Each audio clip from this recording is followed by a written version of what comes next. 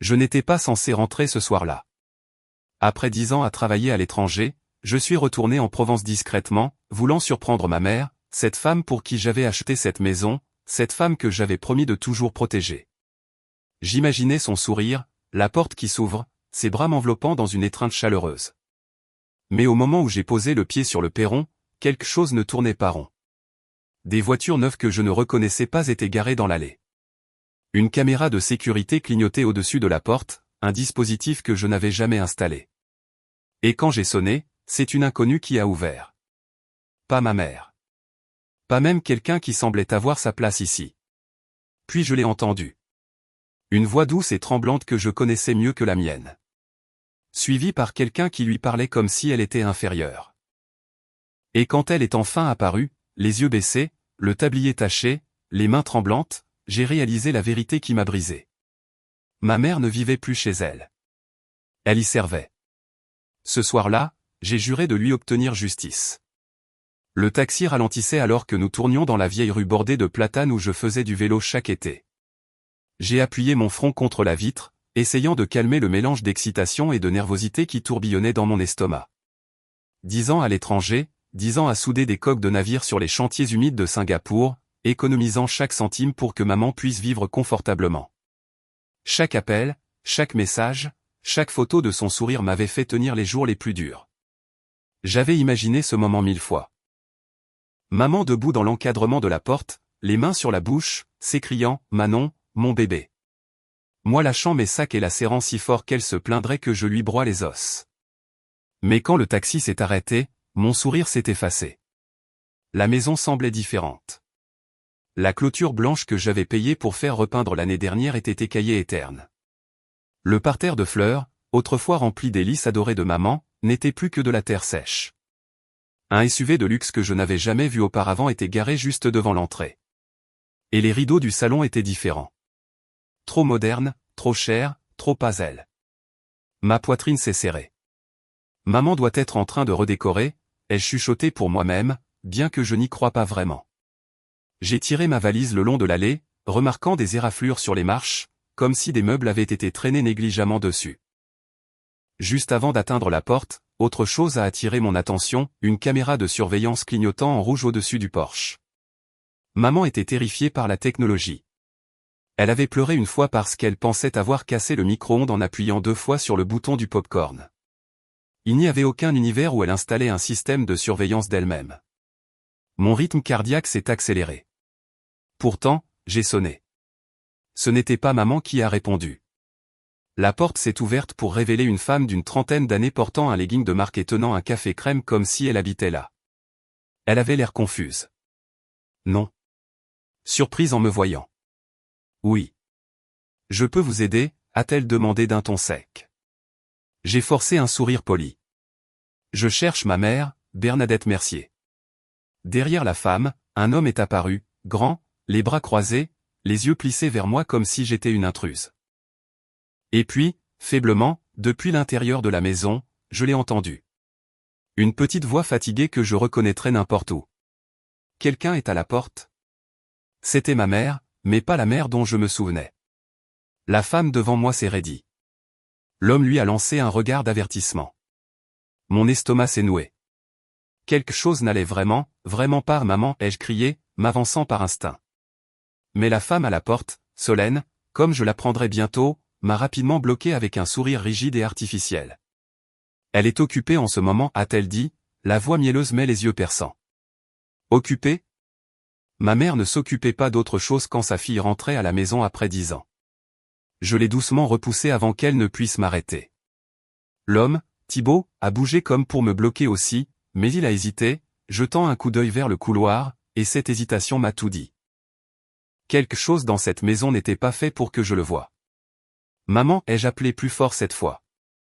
J'ai entendu des pas traînants, puis un léger halètement. Manon? Sa voix s'est brisée d'une manière qui a fait se nouer ma gorge. J'ai suivi le son dans le salon et j'ai failli cesser de respirer. Maman se tenait au bord du couloir tenant un torchon humide, ses mains tremblantes. Ses cheveux, autrefois soigneusement brossés chaque matin, pendaient lâchement, striés de gris qu'elle n'avait jamais eu auparavant. Ses vêtements étaient délavés, pas sales, mais usé d'une manière qui n'appartenait pas à la femme qui repassait tout, même ses pyjamas. Mais ce qui m'a brisé, ce n'était pas son apparence. C'était son expression. Elle me regardait comme si elle ne savait pas si elle en avait le droit, comme si elle attendait l'approbation de quelqu'un d'autre avant de réagir à sa propre fille. Maman. Je me suis avancé vers elle, le cœur battant. Elle a ouvert la bouche pour parler, mais la voix de Thibaut a traversé la pièce comme une lame. Bernadette, la cuisine n'est pas finie. Maman a tressailli. Ma mère, la femme qui avait cumulé 3 emplois pour m'élever, qui ne reculait devant personne, avait réellement tressailli. Je me suis tourné vers lui lentement. Qu'est-ce que vous venez de dire? Il a haussé les épaules, affichant un sourire paresseux et méprisant. Nous contribuons tous ici. Bernadette aide. Ça la garde active. Elle n'a pas besoin d'aider. C'est sa maison. Solène a croisé les bras, s'appuyant contre le cadre de la porte. En fait, c'est notre maison maintenant, aussi. Mon estomac s'est tordu. Qu'est-ce que c'est censé vouloir dire? Avant qu'elle ne réponde, maman a saisi mon poignet doucement, chuchotant, « Manon, ne faisons pas ça ici. » Sa voix tremblait. Ses yeux me suppliaient. Me suppliaient de ne pas les mettre en colère. J'ai senti la chaleur monter derrière mes yeux, mais je les ravalais. Je devais rester calme pour elle. J'ai pris une lente inspiration. D'accord, maman, parlons. Juste nous deux, s'il te plaît. Thibaut a échangé un regard avec Solène, une communication silencieuse que je ne pouvais pas lire mais que je n'aimais pas. Après un moment tendu, il a marmonné, « Bon, 5 minutes. » 5 minutes? Qui étaient ces gens pour décider combien de temps je pouvais parler à ma propre mère? Mais maman a tiré ma main à nouveau, me poussant vers le jardin, loin d'eux. Dès que la baie vitrée s'est refermée derrière nous, sa façade s'est brisée. Ses épaules ont tremblé. Les larmes ont rempli ses yeux. Manon a-t-elle chuchoté. Et puis les mots qui ont glacé mon sang. Je suis tellement désolé que tu aies dû me voir comme ça. Au moment où la baie vitrée a cliqué derrière nous, les épaules de maman se sont affaissées comme si elle retenait son souffle depuis des mois. Elle s'est effondrée sur le vieux banc en bois sous le citronnier, celui où elle avait l'habitude de s'asseoir en buvant son thé du matin. Maintenant, elle avait l'air de pouvoir à peine se tenir droite. Manon. Sa voix s'est brisée. Je ne voulais pas que tu me voies comme ça. Je me suis agenouillé devant elle, prenant ses mains froides dans les miennes. Maman, s'il te plaît, dis-moi ce qui se passe. Qui sont ces gens? Pourquoi sont-ils ici? Pourquoi agis-tu comme une invitée dans ta propre maison? Ma gorge se serrait. Elle a fermé les yeux, des larmes coulant sur ses joues. J'ai essayé, ma chérie. J'ai essayé de tout gérer toute seule après ton départ. Mais je me sentais seul et fatigué. Et quand Thibaut et Solène sont arrivés, ils semblaient gentils au début. Arrivés? J'ai froncé les sourcils. Tu ne les as pas invités? Elle a secoué la tête. Ils ont dit qu'ils avaient besoin d'un endroit temporairement, juste pour une semaine. Le bail de leur appartement se terminait et ils n'avaient nulle part où aller. Et tu les as laissés entrer, ai-je chuchoté. Maman a hoché la tête, essuyant ses yeux du revers de la main. Je ne pouvais pas les refuser. C'étaient des amis de ton cousin éloigné. Ils étaient polis. Ils aidaient avec les courses. Ils cuisinaient le dîner. Le premier mois, ils m'ont fait sentir que je n'étais pas seul. Mon estomac s'est tordu. Et puis son visage s'est assombri. Ça a changé lentement. Au début, ils ont commencé à gérer mon courrier, disant qu'ils s'occupaient des factures. Ils ont insisté pour gérer les réparations de la maison parce que je n'étais pas assez forte. Ils disaient que j'avais besoin de me reposer davantage, puis plus tard on dit que je ne contribuais pas assez. Sa voix est tombée dans un murmure rauque. Ils m'ont dit que je devrais être reconnaissante. J'ai senti ma mâchoire se serrer.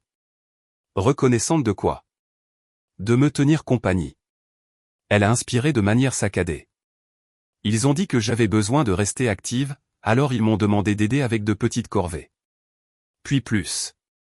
Puis tout. J'ai fermé les yeux, la fureur bouillonnant sous ma peau. Et ton téléphone? Tes amis? Pourquoi tu ne m'as pas appelé? Elle a détourné le regard, la honte vacillant sur son visage. Ils ont dit que le téléphone me perturbait, que je ne l'utilisais pas correctement. Alors, ils l'ont gardé dans le tiroir et m'ont dit de leur demander si j'avais besoin d'appeler quelqu'un. Maman, ai-je chuchoté, le cœur brisé. Elle a agrippé mes mains désespérément. Je voulais t'appeler. J'ai essayé, mais ils avaient toujours une raison de m'enlever le téléphone. Ils disaient que ton travail à l'étranger était trop exigeant et que je ne devrais pas te déranger. Mon sang s'est transformé en glace. Et la maison, maman? Ils ont dit que tu l'avais transférée. Ses yeux se sont écarquillés. Une panique authentique les traversant. Non. Non, Manon. Jamais je ne ferai ça. Je ne me souviens pas avoir signé quoi que ce soit. Si je l'ai fait, ils ont dû mettre quelque chose devant moi quand j'étais fatigué. Ils ont dit que c'était juste de la paperasse pour régler un problème de plomberie. Elle s'est étranglée sur ces mots suivants. Je ne savais pas. Je le jure. J'ai passé mes bras autour de ses épaules tremblantes. Maman, écoute-moi. Rien de tout cela n'est de ta faute. Ils ont profité de toi. Ils t'ont isolé. Ils t'ont manipulé. Elle a sangloté contre ma poitrine, sa voix tremblante. Je pensais que je perdais la tête. Je pensais peut-être que je leur devais quelque chose. Ils n'arrêtaient pas de dire que j'avais besoin d'eux, que tu étais trop loin.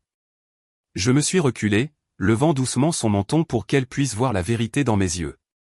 Tu n'es plus seul. Je suis rentré, et je ne laisserai plus jamais personne te traiter comme ça. Derrière nous, à travers la porte vitrée, j'ai vu Solène nous observer, les bras croisés, l'expression froide, et j'ai su alors que tout ce qui s'était passé jusqu'à présent n'était que le début. Je n'ai pas attendu. Au moment où j'ai senti maman commencer à trembler dans mes bras, j'ai saisi mon téléphone d'une main et j'ai entouré ses épaules de l'autre. Manon, qu'est-ce que tu fais, a-t-elle chuchoté, la peur vacillant dans ses yeux. Quelque chose que j'aurais dû faire dès la seconde où je suis entré dans cette maison, ai-je dit calmement. J'appelle Thomas.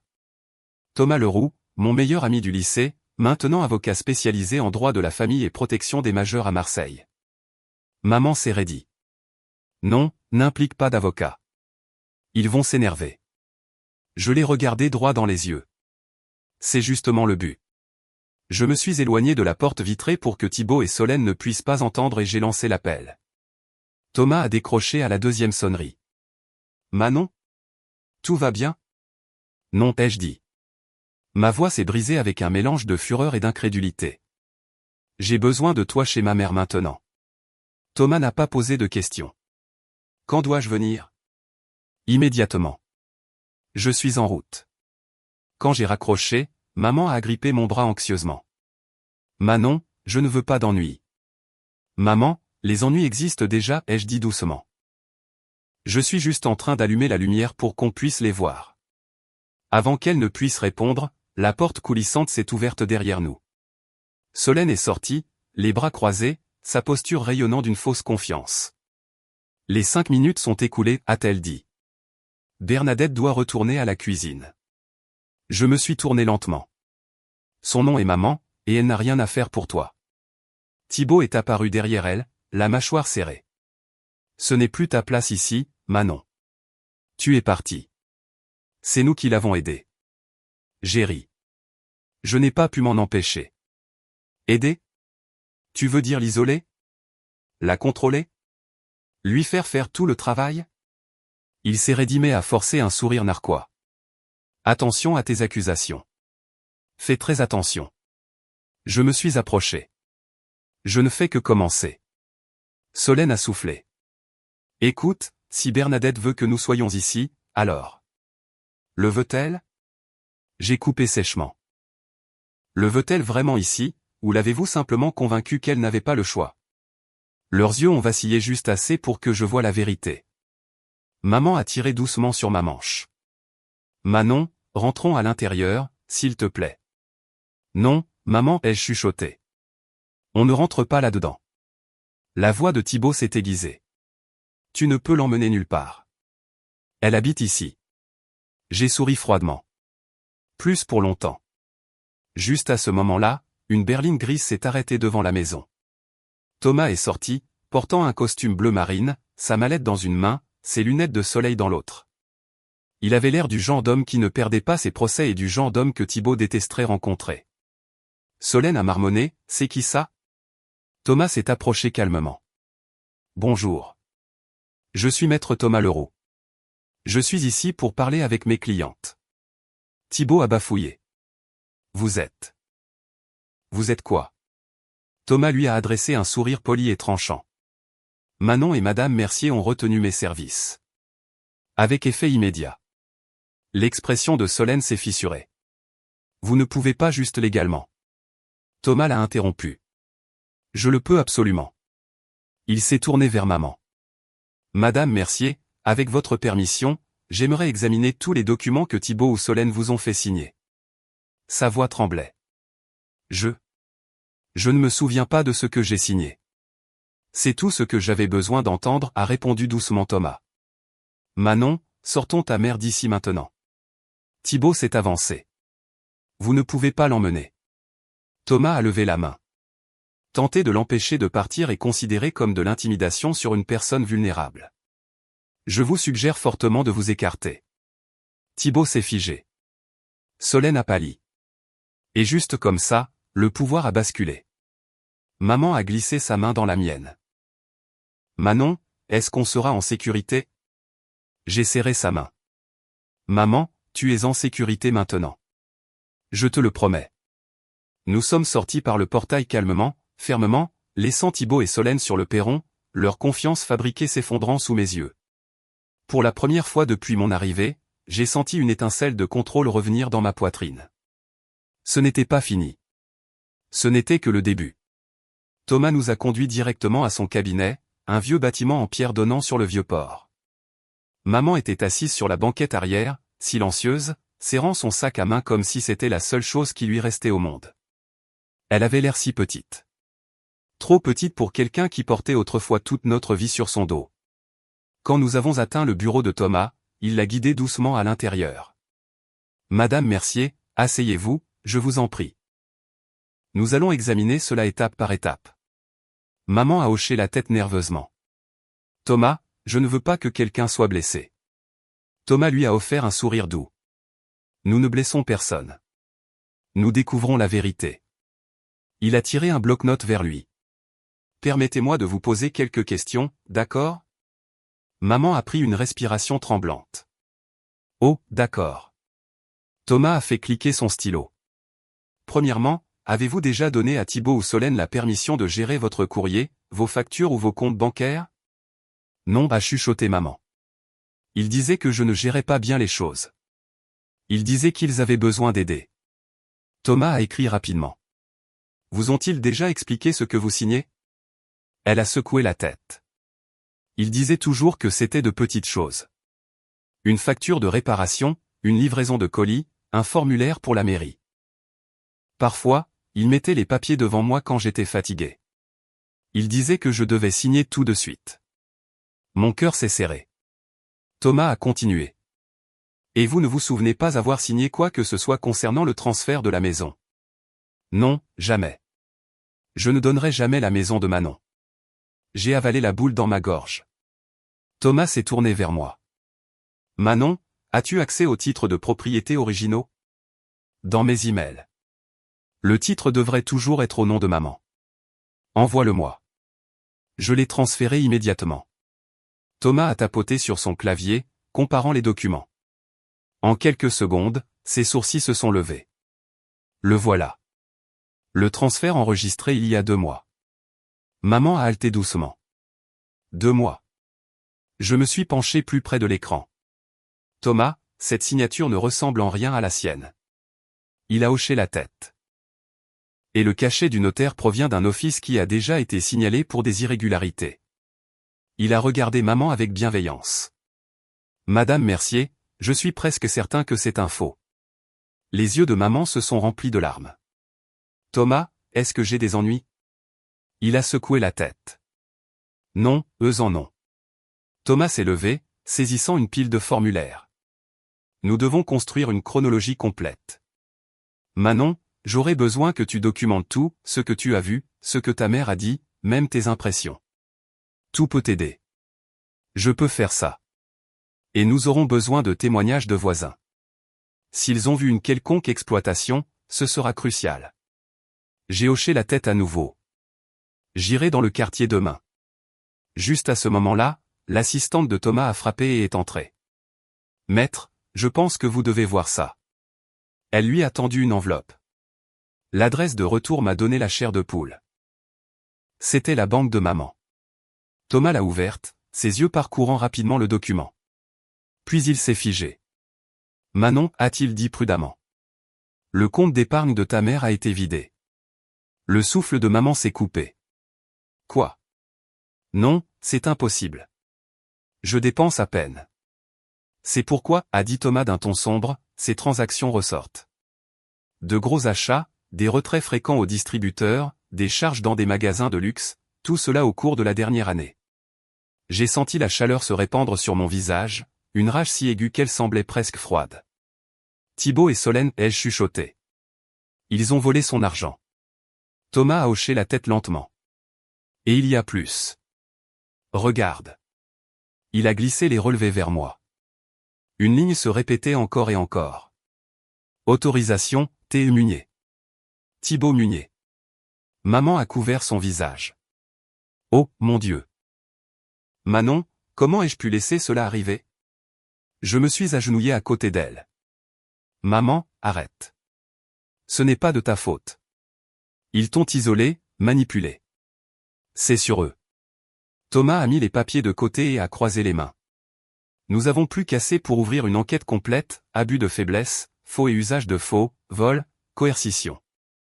C'est grave, a chuchoté maman. Iront-ils en prison? Thomas n'a pas répondu immédiatement. Puis il a dit, si les preuves continuent comme ça, c'est très possible. Le silence a rempli la pièce. Pour la première fois depuis mon retour à la maison, j'ai vu quelque chose vaciller dans l'expression de maman. Pas de la peur, pas de la honte, mais de l'espoir. Manon, a-t-elle chuchoté en serrant ma main. Merci d'être revenu. J'ai serré sa main fort. Je ne vais nulle part. Plus maintenant. Et nous allons tout récupérer. Ta maison, ta paix, ta vie. Thomas s'est levé, rassemblant les dossiers avec détermination. Reposez-vous ce soir. Demain, nous commençons à monter le dossier. Et pour la première fois, je me suis sentie prête pour la guerre. Je n'ai pas dormi cette nuit-là. Pas même une minute. Maman s'est reposée dans la chambre d'amis attenante au cabinet de Thomas, l'endroit le plus sûr qu'il ait pu trouver dans un délai aussi court. Pendant ce temps, j'étais assise dans la salle de conférence avec une tasse de café froid, fixant la montagne de documents étalés devant moi. Relevés bancaires, papiers falsifiés, témoignages de voisins que Thomas rassemblait, une chronologie des transactions que Thibaut avait signées en utilisant une autorisation qu'il n'avait jamais légalement eue. Chaque page me serrait davantage la poitrine. Au lever du soleil, Thomas est revenu avec une pile de formulaires imprimés. Manon, a-t-il dit, la voix ferme mais calme. Le procureur de la République a autorisé une audience préliminaire d'urgence aujourd'hui. Mon pouls a bondi. Aujourd'hui déjà. Il a hoché la tête. Avec tout ce que tu as fourni, c'est sérieux. Ils veulent interroger ta mère. Puis confronter Thibaut et Solène directement. J'ai pris une respiration tremblante. D'accord, allons-y. Maman avait l'air terrifiée quand Thomas a expliqué l'audience, mais elle a hoché la tête doucement. Je ferai tout ce que tu penses être juste, a-t-elle chuchoté. Et donc à midi, nous étions assis dans un bâtiment administratif sous des lumières fluorescentes, face à une longue table où un médiateur judiciaire, une assistante sociale et un officier de police judiciaire examinaient notre dossier. Maman a été appelée en premier. Elle a répondu à chaque question avec une honnêteté tremblante, comment on l'avait pressée de signer des papiers qu'elle ne comprenait pas, comment son téléphone lui avait été retiré, comment elle se sentait petite, importune, un fardeau dans sa propre maison. Puis est venue la question qui a tordu mon estomac. Madame Mercier, avez-vous déjà eu l'intention de donner votre maison à Thibaut et Solène? Maman a secoué la tête rapidement, les larmes remplissant ses yeux. Non, jamais. Cette maison était le cadeau de ma fille pour moi. Ma maison? J'ai seulement signé ce qu'il mettait devant moi parce qu'il disait que je devais le faire. Le médiateur a hoché la tête lentement. Merci, Madame Mercier. Votre déclaration est claire. La porte s'est ouverte. Thibaut et Solène ont été escortés à l'intérieur. Solène avait l'air furieuse. Thibaut avait l'air d'avoir passé la nuit éveillé à répéter des excuses. Au moment où Solène m'a repéré, ses lèvres se sont retroussées. Alors, c'est toi qui remues tout ça. Je n'ai pas répondu. Je n'en avais pas besoin. Le médiateur leur a fait signe de s'asseoir. Cette audience concerne des allégations d'abus de faiblesse, de coercition, de manipulation financière et de transfert frauduleux de propriété. Solène a ricané bruyamment. Oh, s'il vous plaît. Bernadette nous a pratiquement supplié de rester. Elle ne pouvait pas gérer les choses seule. Maman a tressailli. Thomas a calmement posé une main protectrice sur son épaule.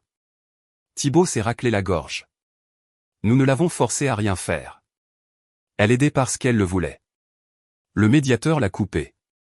Nous avons des déclarations de voisins décrivant Madame Mercier faisant toutes les corvées ménagères seule, apparaissant en détresse et étant réprimandée fréquemment. Nous avons aussi des preuves que son téléphone a été utilisé sans sa permission. La confiance de Solène a vacillé. Ça ne prouve rien. Thomas s'est penché en avant. Mais ceci, si.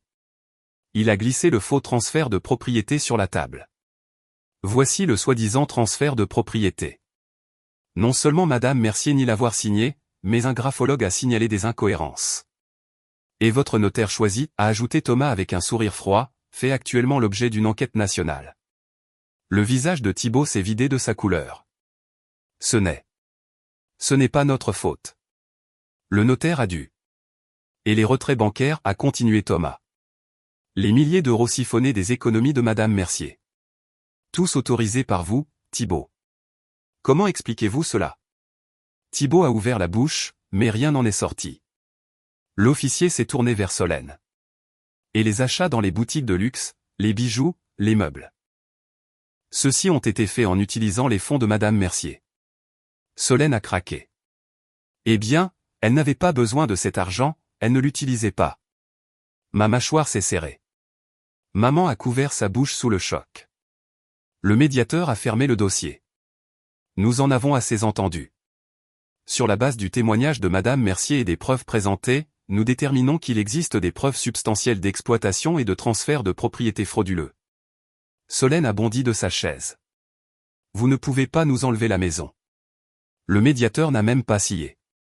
La maison n'a jamais été légalement la vôtre. Avec effet immédiat, le transfert est nul. Thibaut Munier et Solène Munier ont l'interdiction d'entrer ou de résider sur la propriété. Une enquête criminelle va suivre. Maman a halté doucement. J'ai expiré un souffle que je ne savais pas que je retenais. Solène s'est tournée vers Thibaut avec colère. C'est de ta faute. Thibaut a marmonné, la mienne? Tu as dit qu'on pourrait s'en tirer. La sécurité s'est approchée. Veuillez sortir de la salle. Leurs voix se sont estompées alors qu'ils étaient escortés dehors. Maman s'est appuyée contre moi, tremblant de soulagement. Manon, est-ce que c'est fini? Je l'ai tenue contre moi. Non, maman. Ce n'est pas la fin. J'ai regardé vers la porte où Thibaut et Solène avaient disparu. C'est le début de la fin et nous ne reculerons pas. Pour la première fois depuis mon retour, j'ai senti le vent tourner. Demain, nous nous préparerions pour le tribunal et cette fois, nous étions prêtes. La date du procès est arrivée plus vite que je ne l'espérais. Pendant des semaines, Thomas et son équipe ont monté le dossier pièce par pièce, transcription d'entretien, audit financier, analyse graphologique, déclaration enregistrée des voisins, et une évaluation psychologique complète de maman, confirmant la détresse émotionnelle qu'elle avait subie. Quand le jour est enfin arrivé, maman s'est accrochée à mon bras alors que nous entrions dans le palais de justice. Ses pas étaient lents, prudents, mais réguliers. Elle n'était plus la même femme fragile que j'avais trouvée dans la cuisine ce premier jour. Elle était plus forte maintenant, encore secouée, mais debout avec détermination. À l'intérieur, Thibaut et Solène étaient assis au banc des accusés, semblant bien différents des propriétaires confiants qu'ils prétendaient être. Thibaut portait un costume froissé qui ne lui allait pas tout à fait. Solène avait l'air pâle, se cachant derrière des lunettes de soleil, même à l'intérieur. Ses mains n'arrêtaient pas de s'agiter. J'ai pris place à côté de maman et de Thomas. À travers la pièce, Solène m'a lancé un regard noir, amer, désespéré. Pour une fois, ça ne m'a pas ébranlé. Le juge est entré. L'audience est ouverte. Le procureur s'est levé en premier. Votre honneur, cette affaire concerne l'abus de faiblesse sur une personne vulnérable, le transfert frauduleux de biens immobiliers, des retraits financiers non autorisés et un contrôle coercitif. Solène a levé les yeux au ciel. Thibault a dégluti difficilement. Le procureur a continué, les accusés ont systématiquement manipulé Madame Bernadette Mercier, l'ont isolée de sa fille et l'ont pressée de signer des documents qu'elle ne comprenait pas. Thomas s'est penché vers moi et a chuchoté, ça se passe bien. Puis maman a été appelée à la barre. Sa voix tremblait au début, mais alors qu'elle parlait, quelque chose a changé. Elle a décrit la solitude, la manipulation, la pression, la façon dont il la faisait se sentir comme un fardeau. La façon dont sa propre maison a lentement cessé de ressembler à la sienne.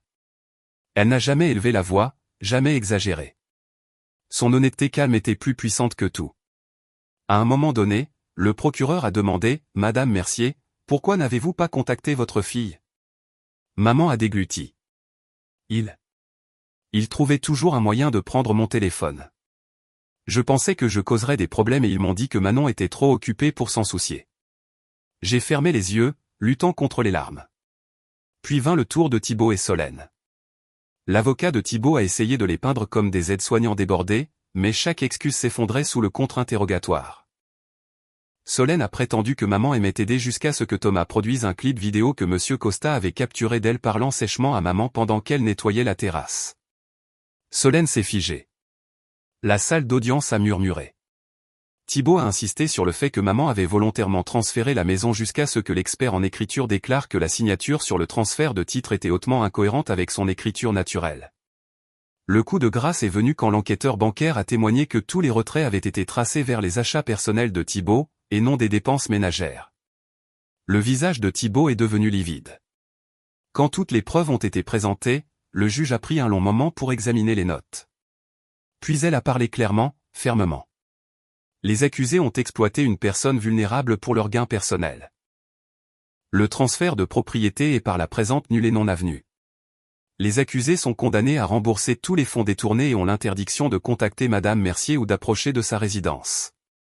De plus, un suivi psychologique obligatoire et une mise à l'épreuve seront assignés. D'autres sanctions pénales seront déterminées lors d'une audience de détermination de la peine séparée. Maman a laissé échapper un souffle. Une expiration tremblante et incrédule. J'ai serré sa main. C'était fini. Vraiment, totalement fini. Alors que Thibault et Solène étaient escortés dehors, Solène a sifflé entre ses dents, « Tu le regretteras, Manon. » J'ai soutenu son regard calmement. Non, elle chuchotait. J'ai fini de regretter. Et ma mère a fini de souffrir.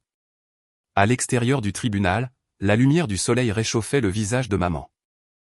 Elle a fermé les yeux et a chuchoté, « Manon, on a récupéré notre maison. » J'ai passé mes bras autour d'elle. Oui, maman. Et on ne la perdra plus jamais. Pour la première fois depuis des années, la maison nous semblait à nouveau la nôtre. Quand maman et moi avons franchi la porte d'entrée après le jugement, l'air semblait différent, plus léger, presque comme si les murs eux-mêmes expiraient. Il y avait encore des signes de ce qui s'était passé.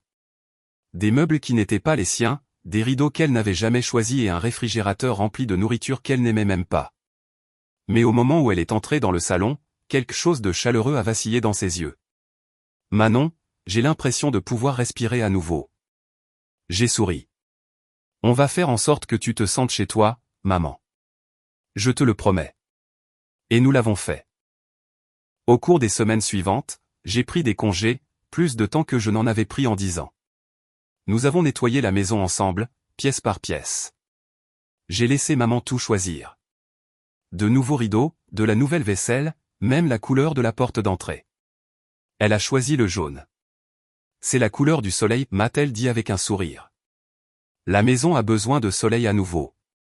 Je l'ai regardée se retrouver lentement. Elle riait plus. Elle dormait plus paisiblement. Elle a commencé à fredonner en arrosant les petites plantes en pot qu'elle avait achetées pour le rebord de la fenêtre. Chaque jour donnait l'impression que nous réclamions quelque chose qu'ils avaient essayé de lui prendre. Le thérapeute de maman m'a dit en privé, « Elle guérit plus vite parce que vous êtes là. » La présence compte plus que tout. Cette phrase est restée avec moi. Un matin, alors que nous étions assises sur la terrasse en sirotant du thé, maman a parlé doucement sans me regarder. « Manon, je suis désolée si je t'ai un jour fait sentir coupable d'être partie. Tu es partie pour construire une vie. Tu ne m'as pas abandonné. J'ai posé ma tasse. Maman, la seule chose qui compte maintenant, c'est que je suis là et que je reste. Elle a couvert ma main avec la sienne. C'est tout ce dont j'ai besoin. Une semaine plus tard, j'ai accepté un poste d'ingénieur à distance qui me permettait de travailler depuis la maison. Ce n'était pas glamour, et ça payait moins que mon travail à l'étranger. Mais quand je l'ai dit à maman, elle m'a serré fort, plus fort que je ne pensais qu'elle le pouvait. J'ai ma fille de retour, a-t-elle chuchoté. Ça n'a pas de prix. Certains soirs, nous nous promenions dans le quartier.